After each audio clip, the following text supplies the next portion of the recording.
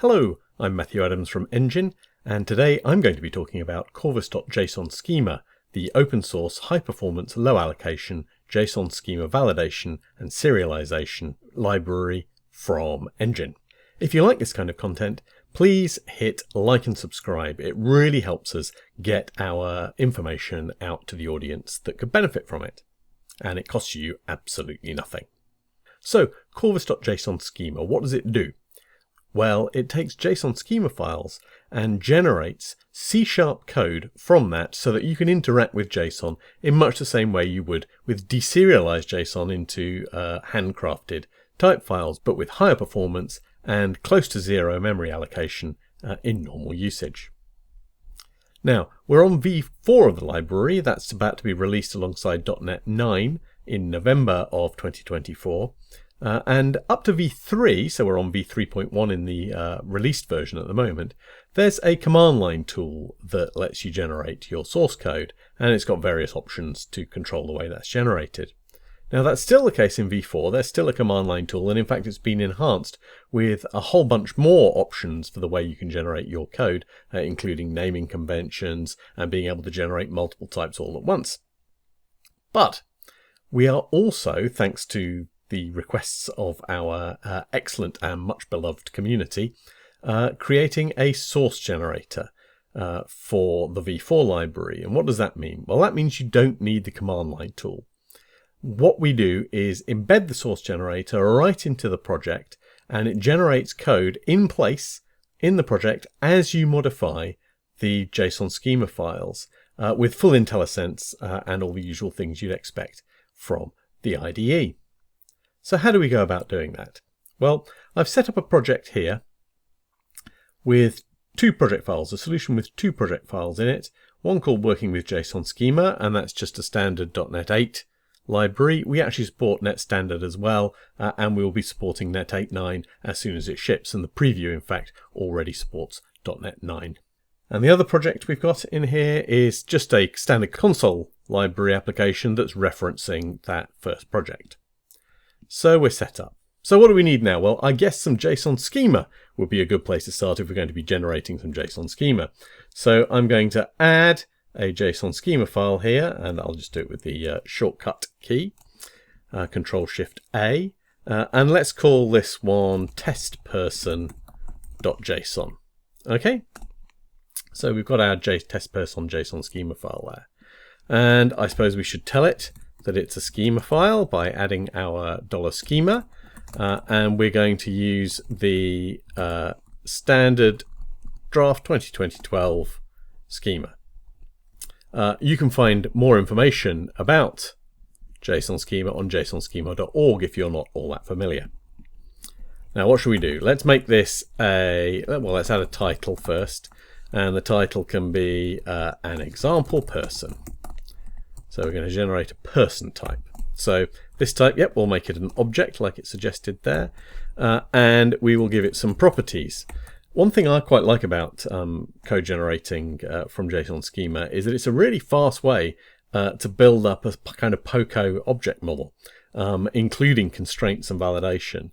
Far faster, in my opinion, than going code first. One of the many reasons why I like this sort of schema first approach. Once you're used to the syntax, that is.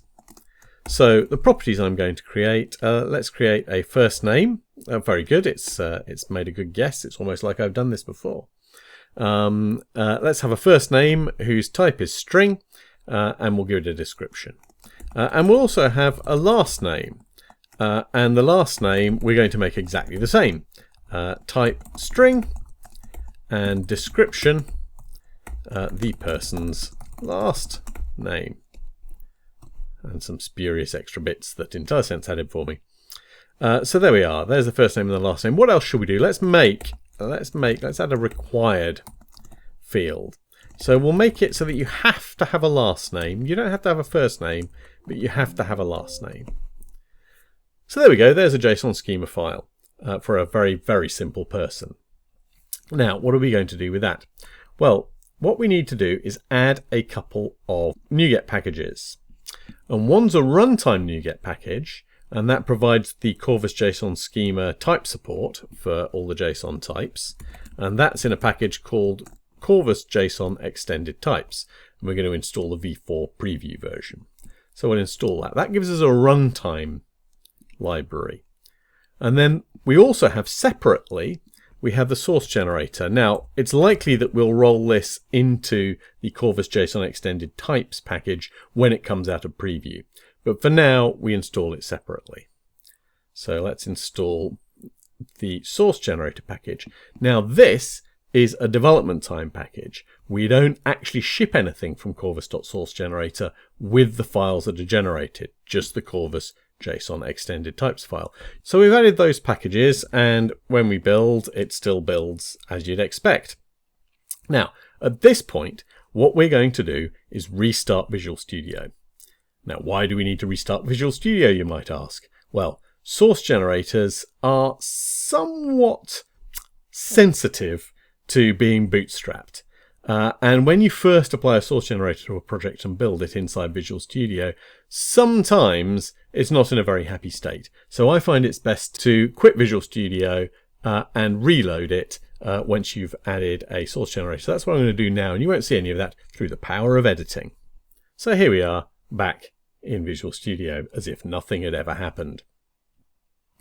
So the first thing we need to do is to understand that source generators can only work with files that are actually in the solution. You can't make external references in your JSON schema. You can't reference something on the web, for example, or another file arbitrarily somewhere in the file system. It's not allowed to do I/O operations during source generation. That's a limitation of the source generator that's not there for the command line tool, and might be a reason why you wish to continue using the command line tool as part of your build process. But anyway, the source generator works with files in the solution, and when it needs access to those files, you can open up the properties on the file in question and set its build action to C# analyzer additional file, right? You might be familiar with that for embedding resources, or there we go, embedding resources, or applying content and getting that to be part of your final package. But in this case, we specify a C# analyzer additional file.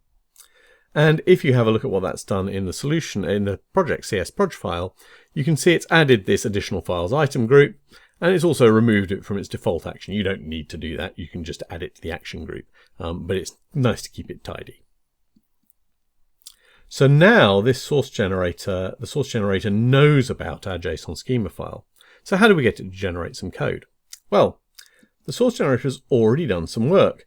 If we look in the Analyzers tab here and pop open our source generator, you can see that it's generated this JSON schema type generator attribute file already.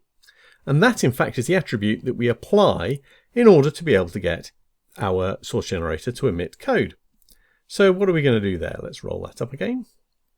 We're going to create a new file. The file we're going to create, we'll create it in a models folder, and we're going to call this testperson.cs. Okay, so in the models folder we've now got a testperson.cs, and let's just switch that into the simpler namespace format. And what we need to do is create a public read-only struct. So all our emitted types are public read-only structs. That's what helps with the high-performance, low-allocation model for the application. But we also need to make it partial, because what the source generator is going to do is create additional code behind files that provide all the functionality for validation and property access and conversion and so forth. So what we can do is add that JSON schema type generator attribute to our partial struct. And then what we need to do is pass it the URI to the type that we want to generate.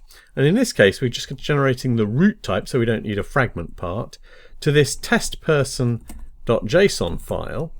And we're giving it the relative path relative to the file that this testperson attribute is being applied to. So that's the testperson.json file. Having saved that, we can see what's happened inside our source generator. it's generated some test person code behind.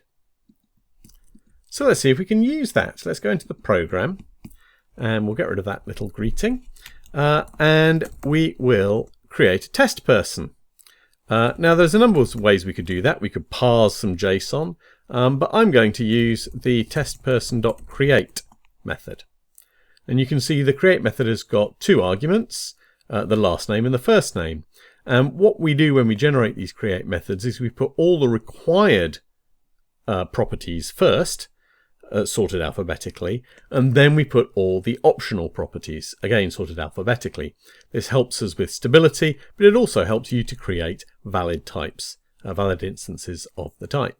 So the last name, let's create a last name called Adams and a first name called Matthew, because that's me. Now, so we've created a test person, and I can write that out to the console. That will produce the JSON for that test person at the console.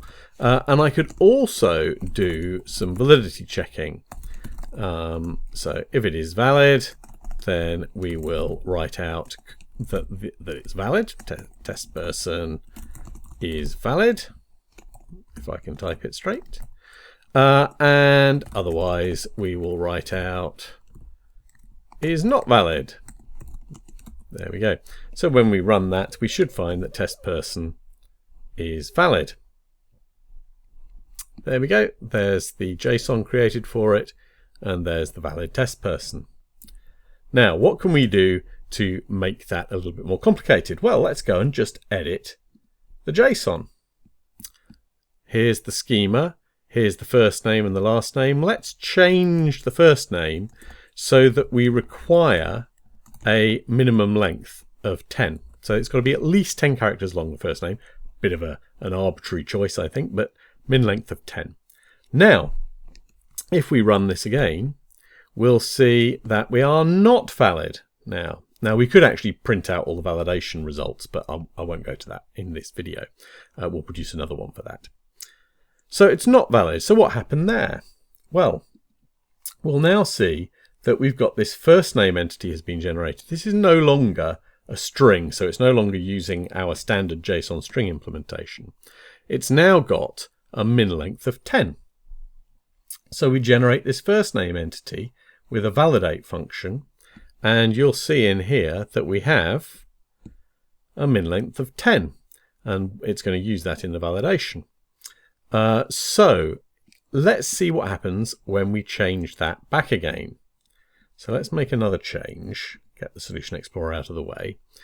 In the JSON schema here, let's do something more realistic. Let's say if you have a first name present, then what we're going to do is require that you have at least one character. So you're not allowed an empty. It's allowed to be missing, but it's not allowed to be empty. And if we say the max length is 50, right, a standard sort of constraint for strings, very typical thing to want to do.